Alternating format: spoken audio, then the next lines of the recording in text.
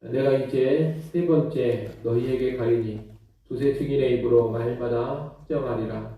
내가 이미 말하였거니와 지금 떠나 있으나 두 번째 대면하였을 때와 같이 전에 죄 지은 자들과 그 남은 모든 사람에게 미리 말하노니 내가 다시 가면 용서하지 아니하리라. 이는 그리스도께서 내 안에서 말씀하시는 증거를 너희가 구함이니 그는 너희에게 대하여 약하지 않고 도리어 너희 안에서 강하시니라. 그리스도께서 약하심으로 십자가에 못 박히셨으나 하나님의 능력으로 살아계시니 우리도 그 안에서 약하나 너희에게 대하여 하나님의 능력으로 그와 함께 살리라. 너희는 믿음 안에 있는가 너희 자신을 시험하고 너희 자신을 확증하라. 예수 그리스도께서 너희 안에 계신 줄을 너희가 스스로 알지 못하느냐.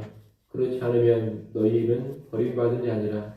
우리가 버림받은 자 되지 아니한 것을 너희가 알기를 내가 바라고 우리가 하나님께서 너희로 악을 조금도 행하지 않게 하시기를 구하노니 이는 우리가 옳은 자임을 나타내고자 함이 아니라 오직 우리는 버림받은 자 같을지라도 너희는 선을 행하게 하고자 함이라. 우리는 진리를 거슬러 아무것도 할 수 없고 오직 진리를 위할 뿐이니 우리가 약할 때 너희가 강한 것을 기뻐하고 또 이것을 위하여 구하니 곧 너희가 온전하게 되는 것이라. 그러므로 내가 떠나 있을 때에 이렇게 쓰는 것은 대면할 때에 주께서 너희를 넘어뜨리려 하지 않고 세우려 하여 내게 주신 그 고난을 따라 엄하지 않게 하려 함이라.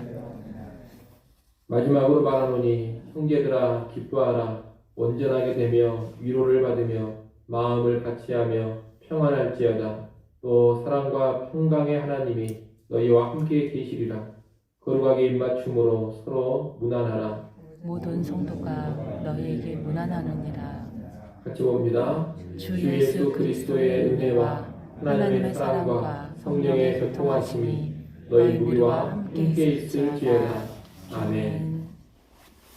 고린도후서 12장 14절에서부터 바울은 고린도 교회를 방문할 계획을 말하며 그 방문과 연관된 권면을 하고 있습니다. 오늘 본문 역시 고린도 교회 방문과 연관된 권면입니다. 지금까지 바울은 고린도 교회를 2번 방문했습니다. 이제 다시 가게 된다면 세 번째 방문인데 바울은 이 세 번째 방문에서 범죄한 자들이 회개하지 않는다면 엄히 징계할 것을 말합니다. 바울이 두 번째 고린도 교회를 방문했을 때 여러 종류의 범죄한 성도들이 있었습니다. 바울은 그때 이들에게 회개할 것을 경고했습니다. 그러나 범죄한 자들이 회개하지 않는다면 이제 아주 엄하게 징계할 수밖에 없다는 겁니다. 1절에서 두세 증인의 입으로 말마다 확정하리라 이렇게 말을 하고 있는데 이 말은 징계할 때 두세 명의 증인의 증언을 토대로 해서 확실하게 징계하겠다는 뜻입니다. 바울은 지금까지 고린도 교회를 유순하게 대했습니다.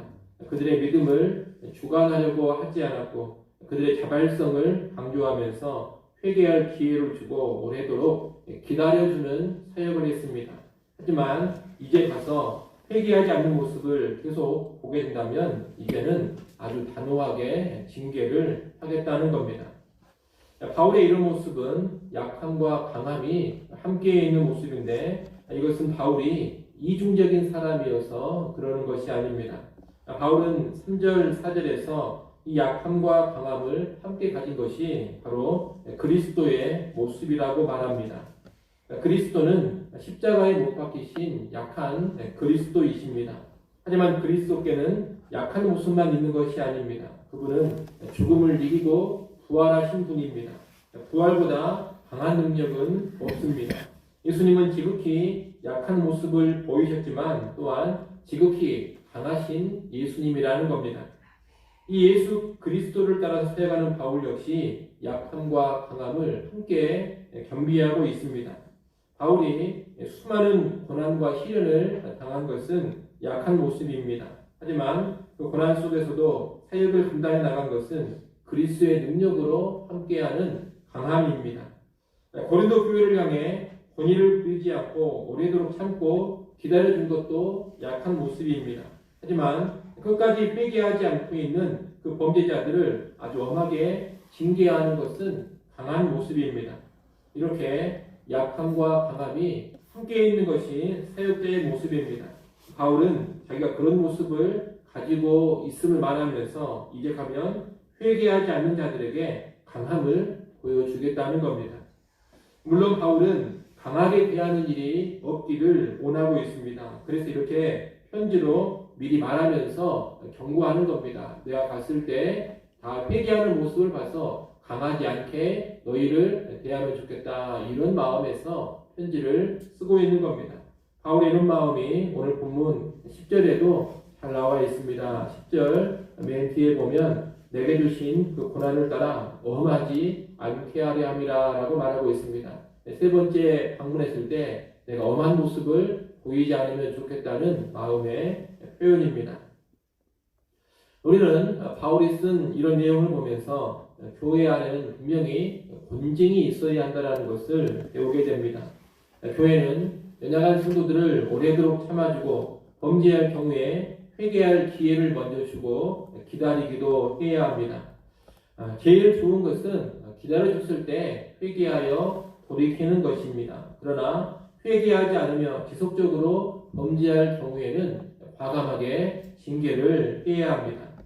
징계하지 않고 한없이 용납하고 계속해서 기다려주기만 하는 것은 올바른 태도가 아니라는 겁니다. 왜 이것을 잘 알고 성도들의 연약함을 참고 기다려주되 회개하지 않는 죄에 대해서는 강하게 징계할 수 있는 그런 교회가 될 수 있도록 해야 하겠습니다.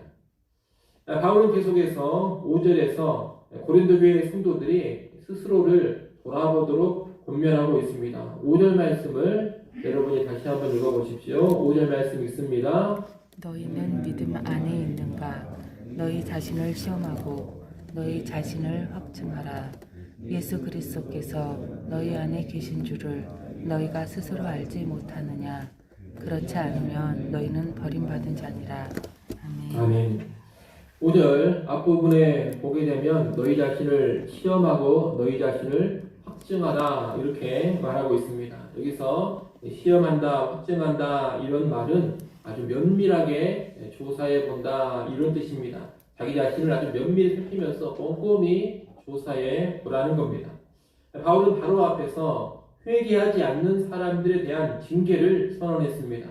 그러니 내가 방문하기 전에 스스로를 꼼꼼히 돌아보고 잘 살펴보라는 것입니다. 또한 이 고린도 교회 안에는 바울의 사도권을 부정하면서 바울의 사도권을 시험하고 검증하는데 혈안이 되어 있는 사람들도 있었습니다. 바울은 그들 향해서도 말하는 겁니다. 나를 향해서 철저하게 시험하고 검증하려고만 하는데 너희 자신을 향해서도 철저하게 시험하고 검증해 보라는 겁니다. 너희가 정말로 믿음이 있는 사람들인지 그리스도를 모신 사람들인지 스스로를 살펴보라 이 말입니다. 만약 그들이 참된 믿음의 소유자라면 범죄하고 그릇 행한 일들 앞에서 철저하게 회개하고 돌이키게 될 것입니다. 또 참된 믿음의 소유자라면 바울의 참된 모습을 알 것이고 바울의 사도권을 부정할 수가 없을 것입니다. 만약 그런 모습이 나오지 않는다면 그들은 버리운 자들, 다시 말해 참된 믿음이 없어서 구원과는 상관이 없는 사람들이라는 겁니다. 우리는 지도자라든가 다른 성도들을 향해서 늘 판단하고 정지하고 때로 검증의 칼날을 들이댈 때가 많이 있습니다. 물론 다른 사람을 검증하고 분별하는 일은 필요한 일이기는 합니다만 상대방에게 들이대는 기준으로 항상 자기 자신부터 먼저 살펴볼 줄을 알아야 합니다. 자신을 살피지 않으면서 늘 다른 사람만 시험하려 하고 분별하려고 하는 것은 어리석은 모습입니다. 이를 잘 아시고 언제나 자신을 먼저 꼼꼼히 점검하고 살필 줄 아는 그런 지혜로운 성도들이 될 수 있기를 바랍니다. 바울은 이렇게 징계할 것을 말하면서 스스로를 살피라고 권면하고 있는데 이렇게 하는 것은 다른 이유가 아닙니다. 바울 일행이 진정한 복음의 일꾼이라는 것을 고린도 교회 성도들이 제대로 알기를 바라기 때문이고 그들이 또한 하나님 앞에서 바로 행하며 온전한 사람이 되기를 원하기 때문입니다. 이러한 내용이 본문 7절부터 9절에 쭉 나와 있습니다. 바울의 궁극적인 관심은 내가 진짜 사도다, 내가 옳은 사람이다, 이것을 드러내는 것이 아닙니다. 다시 말해 고린도 교회 성도들에게 자기가 사도로서 제대로 인정받고 대접받고 싶어하는 것이 아니라는 겁니다. 바울의 궁극적인 관심은 어디에 있느냐? 고린도 교회가 바로 서는 것, 또 고린도 교회 성도들이 온전한 성도들로 세워지는 데에 있습니다. 바울이 고난 가운데 힘겹게 사역했던 것, 오래 참으면서 유순한 모습을 보여줬던 것, 필요하면 또 엄히 징계하면서 강한 모습을 보여주려고 하는 것, 자기의 사도권 변증에 온 힘을 쏟고 있는 것, 이 모든 것이 바울 자기를 위해서 하는 것이 아닙니다. 복음의 진리를 위해서 하고 있는 것이고 고린도 교회와 성도들을 더 온전히 세우기 위해서 하고 있는 것입니다. 사실 바울은 교회가 선을 행할 수만 있다면 자신은 버림받은 자처럼 여겨줘도 좋다 이렇게 생각을 하고 있습니다. 교회가 온전하게만 된다면 자기는 한없이 약한 자로 있어도 좋습니다. 자기가 어떤 형편에 처하고 자신이 어떤 사람으로 인정받고 대접받느냐 여기에 관심이 있지 않다는 겁니다. 그죠? 복음의 진리를 위하고 교회만 잘 되면 나는 좋다. 이것이 바울의 마음입니다. 우리는 바울의 이런 마음을 알고 우리 역시 이 땅을 살아갈 때 이런 마음으로 살아갈 수 있어야 하겠습니다. 약한 모습을 보여주느냐 강한 모습을 보여주느냐 인정을 받고 대접을 받느냐 받지 못하느냐 물질적인 후원을 받느냐 아니면 자비량하면서 살아가느냐 고난 속에 있느냐 통통함 속에 있느냐 이것들 자체가 중요한 것은 아닙니다. 무엇을 위해서 그러고 있느냐 이것이 중요한 겁니다. 그리스도를 위하고 복음의 진리를 위하는 것 그리고 교회를 위하는 것이 가장 우선이 되어야 합니다. 복음의 진리와 교회를 위해서라면 우리는 어떤 모양, 어떤 삶의 모습이라도 취할 수 있어야 한다는 겁니다. 바울이 자기는 그런 마음으로 일하고 생각한다는 것을 7절, 8절, 9절에서 쭉 말하고 있는 겁니다. 나는 어떤 모습이든 진리만 잘 된다면 좋다. 나는 어떤 모습이든 교회만 잘 된다면 바랄 것이 없다. 이런 마음을 보여주고 있다는 겁니다.